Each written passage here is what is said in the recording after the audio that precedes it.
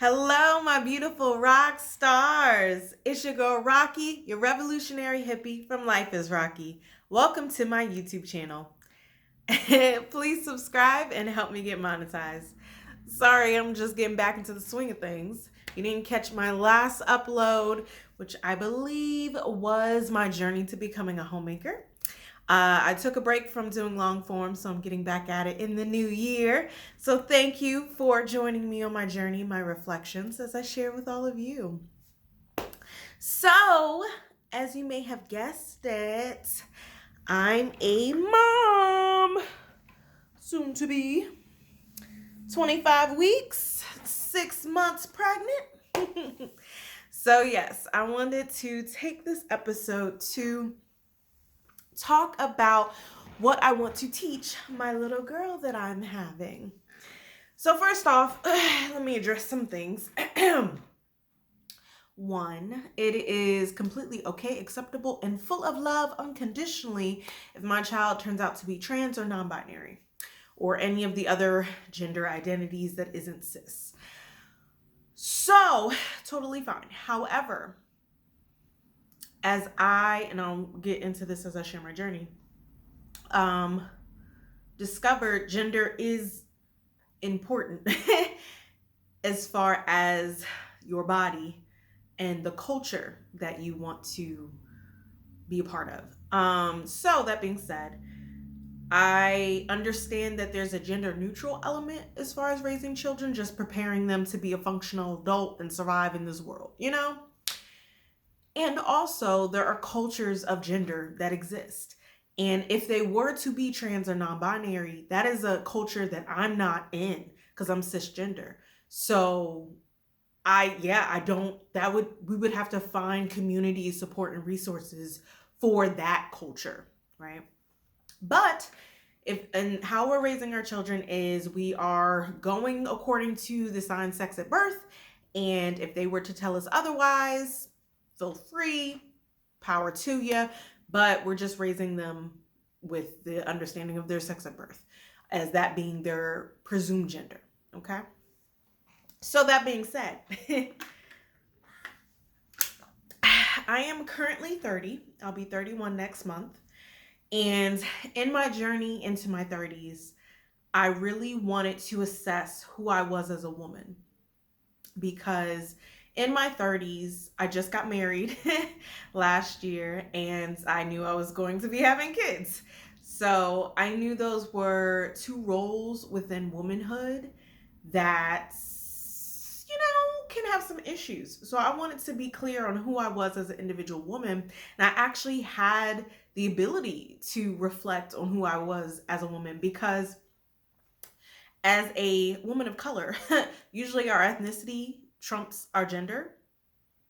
And that had been the case. When I was living 8 years in a white town, I was a Black woman before I was a woman. And when I went to my PWI, I was a Black woman before I was a woman. So it was only in the instances of going to a HBCU and living in Oakland, California, where I was able to be in a Black bubble, where I could, take my ethnicity off the table for a sec. It wasn't totally off the table, because definitely impactful as a woman still, but it didn't have to be at the forefront. And I could actually look at my gender specifically in the Black community in relation to Black men. And I was actually able to assess and reflect on my gender, right? So that being said, I'm going into 30s. I'm going into knowing I'm having these transitions of roles. And I wanted to understand what it meant to be a woman. Because if I had daughters, I wanted to be able to teach them something. And I realized as I was trying to research this, mind you, I took a whole social and cultural anthropology class to understand this shit. Because when I was researching, I could find tons of literature and videos on manhood, specifically Black manhood. Could find tons of information. And that is because the absence of Black fathers made more awareness and research analysis into the impact of having a Black male presence there. So people were understanding of the benefit of Black manhood, right? Whereas Black womanhood's always been there. So there hasn't been as much studies. And because of that, I was like, yeah, I really need to understand what I want to teach my daughters. So, I thought I was going to do a 10-minute one, but this might be a long one. We'll see. All right. So, the first step to, this is like 2 parts, honestly. The first step to my womanhood journey was, again, in relationship to Black men. It was the sexual shame that Black women experience from Black men at a HBCU, just because everybody's having consensual sex. And it's like, bruh, why is it anybody's business? Why does it devalue me as a woman, but not you as a man, when sex is natural, pleasurable, and not a bad thing when consensual? So like, that was like my first step as far as being discriminated against as a woman. Body count, all that stuff. And then the second one was my dad. His patriarchy just showed up in my adulthood, where it was unladylike to curse and it was unladylike to do these certain things. And I was like, bruh, like, you raised me to be this empowered woman. So I really can't take it back now. I am who I am. And to the cursing part, one, he showed me, what was it, Adele Givens stand up, I'm a fucking lady, okay? So that, as a teen, so that squashed all this ladylike mentality. Now, I do want to break down ladylike, but I'll get back into that in a little bit. So, okay. So I have these men telling me who I am as a woman, and I ain't like that shit, right? Okay, so then I'm coming into my queer identity. I'm becoming more into the queer and trans community. So trans awareness is very much on my mind, right? And I agree that trans women are women. And also, I realize that yes, in the culture of womanhood, we share a lot of similarities. Let's pinpoint the culture of womanhood to assess what those similarities are. I'll get to that. But then it was also, but there are also differences between trans women and cis women that are okay. Just because we're acknowledging those differences doesn't mean we can't celebrate them, doesn't mean we can't honor them, doesn't mean we can't point them out. It just means that we're different, and that's okay. I will never know their experience as a cis woman. And they will never know mine as a trans woman. Like, it's different experiences. So there was that. And then I started reconnecting to my feminine energy. I'm very masculine dominant energy, and it was through a lot of things. The manosphere definitely made me start questioning things. I also joined like a sister circle group during the pandemic, so it was nice to just be in reflection with Black women. It felt so freeing. Like, I was like, I need to be in this space more often to just let your guard down and be a Black woman. What? And that led me to becoming a balanced woman, who is able to understand the benefit and necessity of both my masculine energy and feminine energy, as well as being able to call upon those energies based on need, right? So I'm coming into myself. I'm coming into reflection of who the fuck I am as a woman, as a Black woman, and what that means. So I have understanding to be able to teach my daughter, because I am preparing to be the matriarch of the future generations that come from me. As I'm carrying my daughter, she's carrying the eggs that could create my grandchildren. So it's very important to me as an intentional parent to be aware of this shit, as well as what the hell I'm teaching. Okay? So that being said, what the hell am I teaching, right? So first and foremost, my husband and I will be having rites of passage with our children. We acknowledge the benefit of rites of passage as in marking transitional points in a child's life, so they do have an understanding that they are moving towards adulthood. And in our particular rites of passage, they are focusing on lessons, values, reflections, wisdom, community, having a ritual experience, so it's something different than the everyday. And because we're going to be teaching all the time, so let's make it a little different so it's not just the same old, same old. There's going to be challenges to test them on the life skills and the values and lessons that they're learning. What was the last one? I think that was it. Ritual, lessons, community, and challenges, right? And we got that from a TED Talk that was breaking down coming of age rituals or ceremonies, right? As far as trying to understand, the patterns of rites of passage between every community of color and even some white folks. So,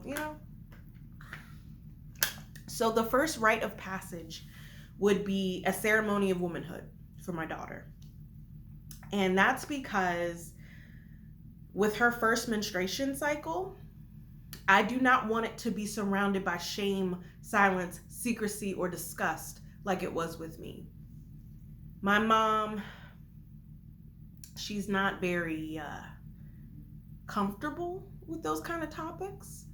So with my sister, my mom told her about a week before she had her menstrual. She told me well in advance because periods come early in my family. And my dad was like, you got to do something different with me. Because my sister and I are 17 years apart. However, what she explained, while it didn't, contribute to the, oh my God, I'm dying, it still was something that wasn't like celebrated. It was very hush hush under the table. And then because I got my period at 9, I was one of the only girls in my grade. And that was 4th grade. And even in 5th grade, I was still one of the only girls to have it. So it was definitely something I felt ashamed of for. I felt like I had to hide. And I don't want that for my daughter. And even to this day, like, it's not a norm to be able to talk about your menstruation, talk about the experiences that you have, that you're going through, talk about the things that you need. Like I didn't even say that I needed pads or tampons. I said I need equipment, right? So the inability to even say what I actually need for my body. So the point of this ceremony of womanhood is to mark the transition of my daughter as a cis woman, right? Like, regardless of how she identifies later in life, her body is female. So her body is going through the menstruation cycle, and we need to understand what the hell is going on with it, right? So I'm going to educate a lot earlier, but when she does get her first menstrual cycle, I do want to mark the transition towards womanhood, right? So that mark would look like,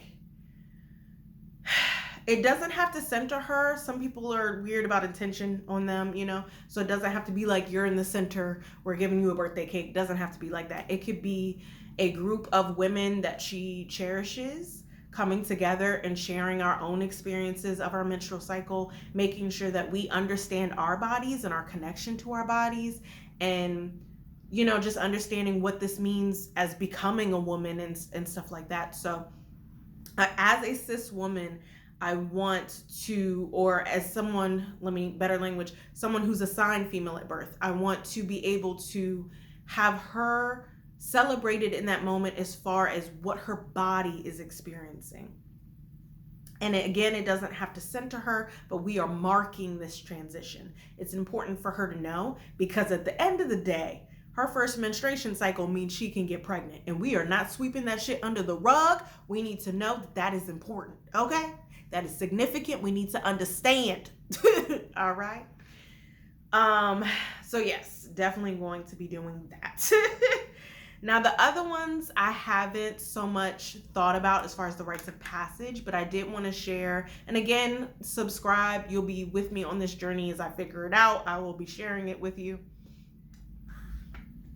I'm not going to have my children on YouTube because you don't need to see minors, in my opinion. But what's it called? I think I'm still going to share like some things that I've learned, right? So I definitely like everything about the vulva, whether that's menstruation, the fact that it's a vulva, the clitoris, vaginal discharge, how to use tampons. Like, my mom didn't show me any of this stuff. Like, just everything around that, around breasts. There's a whole lot of things that I did not know around breasts. Thankful to working at Victoria's Secret for 5 years taught me a lot, So, like, a lot of things around body that I just wasn't taught, that I just learned as an adult. It wasn't until Orange is the New Black in college that I took a mirror to my vulva to see what was going on in there, that I understood that there were different shapes of lips and stuff. Thankful to the internet that's given us a lot more education. But yeah, like, I want my daughter to have more knowledge about her body, okay? So that's the first step of what I will be teaching her about Black womanhood, right? So then, as a balanced woman, I want her to know and understand that there is benefit and necessity to both of our energies internally, and that we don't have to be the strong, independent Black woman, and we don't have to be the docile, feminine, in the ladylike, mentality either, right?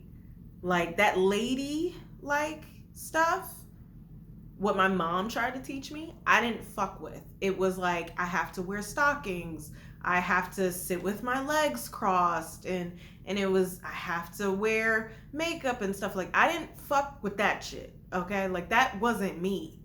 I hate stockings, all right? I would rather wear slacks. And like, if I'm not wearing a dress, especially a short dress, if I'm wearing a long dress, why the fuck I gotta cross my legs? Like, it's just like some things I don't agree with. So it's meeting in the middle. Also taking away those concepts, those arbitrary concepts, and looking at actual yin and yang qualities of masculine and feminine energy that exists outside of humanity. And it's just like, how are we encompassing these things? How can they show up within our humanity, within how we're interacting in this world, that kind of thing. And then let's see what else. So yes, cis woman, what it means in our body, a balanced woman. Now, the culture of Black womanhood.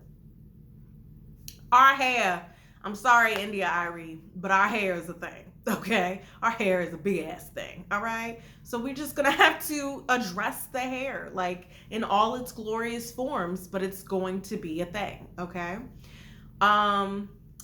dancing, the movement of our hips, that is something that connects us to our ancestors. It's something that connects us to our sacral chakras, to our wombs. Like, it's just, that is a part of us. Okay, let's see what else. I've been trying to research more of the culture of Black womanhood, because a lot of women don't actually have actual, like, substantive comments on it. So please let me know in the comments below what you think the culture of Black womanhood is, or the elements of Black womanhood is. Because, yeah, it's something I want to define, So that could be our mannerisms, that could be the language we use, that could be the music we listen to, that could be our fashion, that could be, what else? It's just a lot of things that incorporate culture, right? But I think moving forward, the things that I'm really excited about, if my daughter chooses to, is like who she wants to be as a wife, really who she wants to be as a partner, but who she wants to be as a wife, and then who she wants to be as a mother, and then helping her through childbirth as well, and having rituals in place for those moments, as well as for when she's getting married, and then when she's becoming a mother, because I think a lot of generational knowledge was lost in, like, just the oppression of our people, like, we lost a lot of our rituals. So I want to be able to bring them back and bring things forward. It's not always operating from the past, but it's viewing the past and how they did things, and like, okay, what do I want future Black America to look like? What do I want the future of Black womanhood to look like? So yeah. That's all I can think of right now. I just wanted to make sure that I got this because I was wearing this shirt. But I'm really excited. Baby girl's healthy. I'm healthy. We're doing well. And I'm excited for what I can teach her. I have a whole bunch of plans of how to teach her. Like I'm using the American Girl books that I grew up on because I think it's a beautiful representation of the diversity of womanhood. And then also Disney princesses we're just gonna have to get into, but we are definitely not starting the way that I did. We're starting with the empowered ones, and then as she gets older and we can have more conversations and understanding, then we can revisit some of the other ones. Some of the other ones are a little problematic, but yes. So I'm really excited to explore Black womanhood with her and how she wants to be as a Black woman and what that means for her. But yeah, let me know your thoughts in the comments below. Let me know how you plan to teach your daughters about what it means to be a woman, what lessons, what values, what just understanding history of Black womanhood, what that means. If you're not Black or Black American, what does it mean in your community and your ethnicity? What are some rites of passage that you have? What are some ways? And again, it's like differentiating between it's a balanced woman. So it's like, sure, I can be a homemaker, but that doesn't mean that my husband is running over me. Like I'm a nurturer, I'm a caregiver. I like to make sure that my home is my wellness center for my family, but my husband isn't just walking over me. Like there's some things, there's reasons why feminists left the home, so to speak. But yeah, I'm excited to see what happens and see how everything manifests with my daughter. But I just wanted to share some of the lessons, some of the rituals, some of the concepts that I'm thinking about teaching my daughter about Black womanhood. And I'm really excited to explore myself as a mother, as a Black woman, as I continue to move into my roles of womanhood. But yeah. And let me know your thoughts in the comments below. Make sure you check out my Becoming a Feminine Woman series, as well as my Rocqi's Reflections. And then I forgot to say that this is a part of Mommy Fever. And that's because I want to be a mother. I don't want to just have a baby, because there's a difference. But yeah, let me know your thoughts in the comments below, and please subscribe. Peace and love.